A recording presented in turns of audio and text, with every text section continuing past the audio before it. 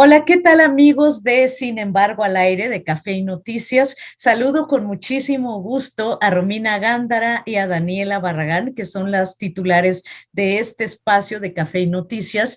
Yo soy Irma Gallo y hoy me acompaña el escritor Jorge Volpi desde Madrid. ¿Cómo estás, Jorge? Muy bien, muchas gracias, Irma. Qué gusto saludarte.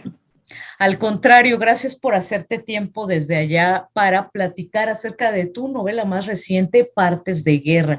Mira, yo quiero empezar por un tema que tú ya habías explorado en un libro anterior en el que hablas del cerebro de tu padre y es la neurología. Todo el mundo te pregunta de la violencia acerca de este libro, pero yo quiero empezar por tu interés en la neurología. ¿De dónde surge, Jorge? Bueno, pues qué bueno que empezamos por este otro lado, que también es parte central del libro. Bueno, como sabes, eso sí, la ciencia a mí me ha interesado desde hace mucho. Yo siempre quise ser científico, pensaba, ¿no? En la escuela ser físico, y eso fue lo que me llevó a escribir En busca de Klingsor, cuando ya habiendo renunciado a una vida de científico, pude al menos imaginar cómo sería tenerla a través de personajes clave de la historia de la física en el siglo XX. Y siempre he querido mezclar discursos científicos con discursos literarios. Sin embargo, en la parte que tiene que ver estrictamente con la física, siempre me enfrenté a un límite, que es el límite de mi conocimiento matemático, en donde finalmente hay un punto en el que ya no podía seguir. Y sin embargo, a partir de escribir No será la Tierra, que ahora tiene el título de Tiempo de cenizas, en donde ya parecía vagamente un atisbo de interés por estos asuntos, me fui metiendo cada vez más en el mundo de la neurociencia. Y a partir de ahí ya llevo ahora sí muchos años de estar dando cursos, talleres, seminarios, varias partes del mundo en torno a relaciones entre neurociencia y literatura, donde me parece que soy un poco más capaz de decir algunas cosas que tal vez puedan resultar interesantes, en donde publiqué este pequeño libro, Leer la mente, en donde trato las relaciones entre la neurociencia, el cerebro y la ficción, sobre todo la ficción literaria. En Examen de mi padre, como bien dices, vuelvo al tema de la neurociencia en algunos de los capítulos. Lo que estoy escribiendo ahora, que también vuelve a ser ensayo, otra vez tiene que ver con neurociencia, pero lo que quería también era una novela donde hubiera neurocientíficos como protagonistas. Y eso es lo que ocurre en Partes de Guerra, donde un grupo de neurocientíficos imaginarios, en este caso de la UNAM, son quienes van a enfrentarse a la violencia del sur del país. Sí, tremendo. Este personaje de Luis Roth me encanta porque es todo un misterio, pero vayamos ahora al tema, después volveremos a Luis Roth, pero vayamos ahora al tema de este descubrimiento, este hecho dolorosísimo que es el asesinato de una chica de Yanira a manos de otros chicos, de otros dos chicos, y qué es lo que desata toda la investigación de Luis Roth y su grupo y la migración, digamos, de Lucía a este lugar que no sé si Frontera Corozal es inventado o no. A No ver, dime. existe. Es uno de esos Existe. lugares que parecería inventado, y es curioso que lo digas, pero en realidad existe. Estuve yo ahí, es uno de esos pequeños poblados, la frontera entre México y Guatemala, entre Chiapas y Guatemala, un lugar que se parece muy poco a lo que uno imagina que es México desde el centro, desde el norte, pero que tiene características muy peculiares, muchas de las cuales se cuentan en el libro, y sí, es un lugar real. Esta es una novela realista, yo quería que fuera realista. El lenguaje y los datos físicos de Frontera Corozal son reales. Y bueno, este hecho tremendo que como dijimos, el asesinato de esta chica, de jovencita por parte de otros chicos de su edad, desata toda la acción. Pero lo que me llama la atención es el approaching, es que no sé cómo se diga, bueno, la manera en la, Acercamiento. ajá, en que Luis Roth decide estudiar este fenómeno y es justo a través de la neurociencia. Hay muchos libros, hay muchas novelas que hablan de la violencia en México, pero tú decides este camino. Creo que lo que nos explicaste un poco es, antes tiene que ver con ello, pero ¿cuáles son las dificultades que encontraste al hacer una ficción de este modo, Jorge? Bueno, me parecía que justo podía permitir un enfoque distinto al tema de la violencia que se repite de manera absolutamente natural en México, una enorme cantidad de novelas y de cuentos y de teatro y de todas las artes vinculadas con la terrible violencia que vivimos en México, pero me parecía que no había ningún enfoque así. Entonces, de entrada, esa fue un poco la intención, imaginar que la neurociencia, que puede servir para estudiar cualquier conducta humana, pueda servir también para estudiar la violencia, y en este caso la violencia en México, y la violencia ocurrida entre un grupo de niños y adolescentes. Entonces, bueno, lo más difícil para mí, cuando me dices esta parte, no fue tanto imaginar a los neurocientíficos. Finalmente, como te digo, llevo muchos años entre conviviendo con varios de ellos, aprendiendo de neurocientíficos reales, leyendo muchísimo y hablando del tema de muchas maneras. Entonces, finalmente, y además estando en la UNAM, donde trato con científicos todo el tiempo, finalmente era un mundo conocido. En cambio, el de Frontera Corozal era un mundo completamente desconocido. Intentar imaginar cómo sería una pandilla de niños y adolescentes en este lugar que parecería ficticio, pero que no lo es, al lado del río Sumacinta, que es una frontera que no es una frontera. Guatemala se puede cruzar en cualquier momento en barcaza, no hay puentes o carreteras, en donde esa es una zona evidentemente ahora también de tránsito de migrantes, de crimen organizado, con presencia de la Guardia Nacional, muy cerca de otros cruces todavía más peligrosos, y donde, pues, por lo tanto, también hay una enorme pobreza, una enorme desigualdad y seguramente también muchas condiciones de violencia intrafamiliar y de género como en todo el país.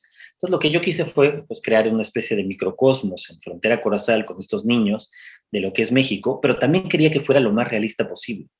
Entonces, primero lo imaginé porque la novela la escribí en la pandemia, entonces, aunque tenía pensado ir primero a Frontera Corozal y luego escribir el libro, eso fue imposible en tiempos de pandemia. Entonces, más bien escribí el libro, luego fui a Frontera Corozal, me empapé lo más que pude del ambiente, te digo, del lenguaje, de los sonidos, de las imágenes, varias de ellas aparecen en el libro, y terminaron constatando y comprobando un poco cosas que yo imaginaba, pero también que tuve que adecuar, corregir muchísimas otras. El tema de esta, bueno, muchas cosas que, como acabas de decir, que imaginaste y luego que fuiste a Frontera Corozal, el tema del lenguaje a mí me impresionó muchísimo y también el lenguaje escrito. Y me refiero a los diarios de Saraí.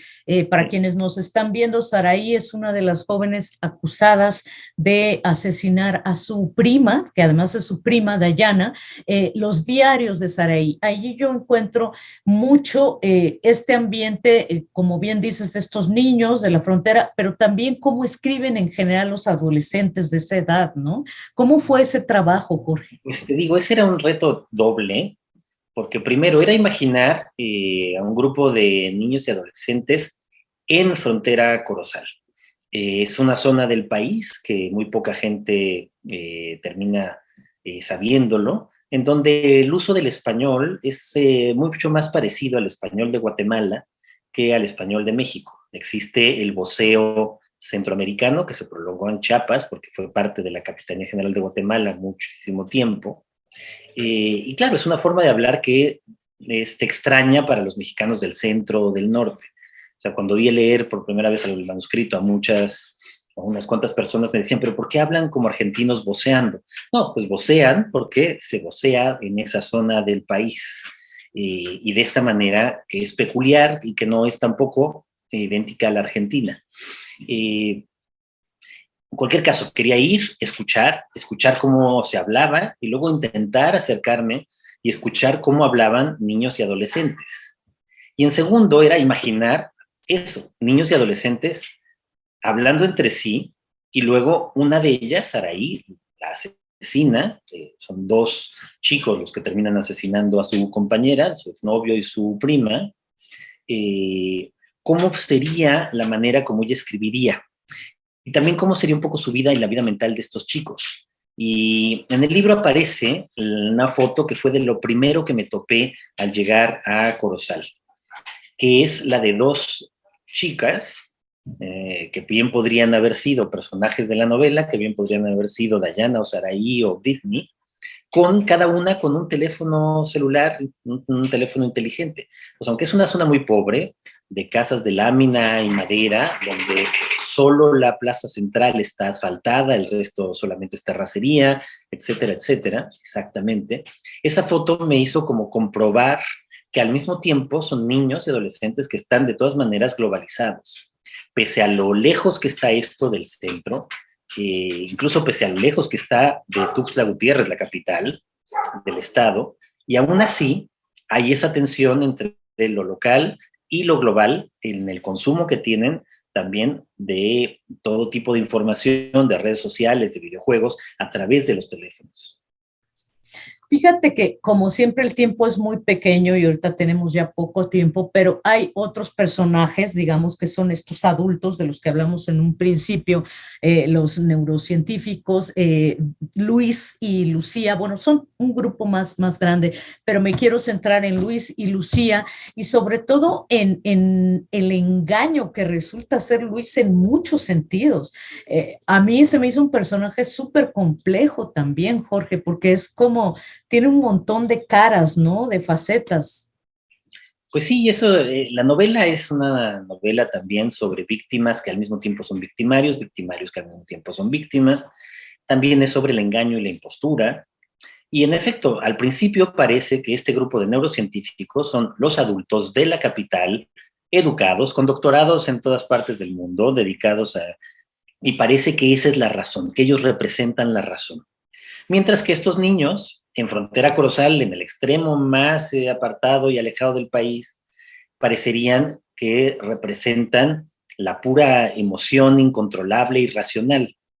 Pero cuando estos dos mundos chocan en la novela, cuando se encuentran, en realidad vemos que los racionales no lo son tanto y que los irracionales tampoco lo son tanto y que uno y otro sirven de espejo con Lucía, la narradora, que en este caso es una narradora, como puente entre esos dos mundos llenos de distintas mentiras, violencias y engaños, ambos. Así es, y esta narradora poderosísima también, el personaje de Lucía, termina haciendo un vínculo muy fuerte con Saraí, ¿no? Es muy curioso, ahorita que hablas de víctimas y victimarios, ¿por qué con Saraí, justamente? Bueno, eso le pasó al personaje. Quiero decir que eso es lo que nos pasa a los narradores cuando finalmente logras a través de la empatía, ponerte en la piel del personaje. Eso es algo que yo no sabía que iba a pasarle hasta el momento de irlo escribiendo. Y finalmente ella, eso sí sabía, el perfil de Lucía, Lucía es la más joven de este grupo de investigadores, tiene 30 y tantos años, ha sufrido múltiples violencias a manos de su padre, a manos de sus parejas. Al mismo tiempo, ella también en varios sentidos podría considerarse también violenta. Y finalmente con quien se identifica en este juego no es con la víctima, Dayana, sino con Saraí, la asesina, pero que es una asesina que también fue víctima finalmente de otro tipo de violencias, tanto por parte de su prima como todos estos niños del ambiente en el que están creciendo. Y es difícil también, y creo que lo logra muy bien Partes de Guerra, no hacer blancos y negros, buenos y malos, ¿no? Y sobre todo tratándose de niños, de adolescentes, creo que lo logras. No vemos en ningún caso, digo, sí son niños que han hecho una cosa terrible, ¿no?